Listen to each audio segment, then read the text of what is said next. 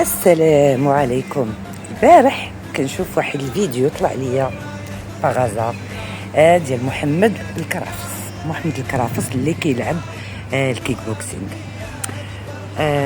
شوفوا شنو قال في الاول ديال المقابله اللي كانت غادي تدار مع اللبناني الخصم ديالو.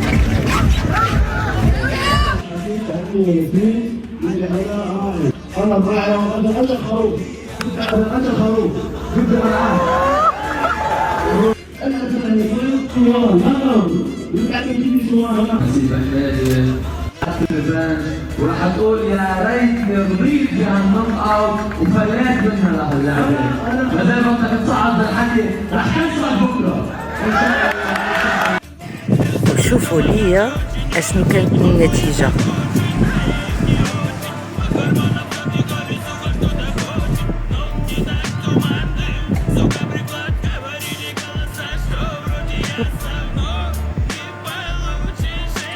ما عطلوش ورالو الراعي اش كيسوى والخروف اش كيسوى. تحياتي والعز المغاربه في مكانه.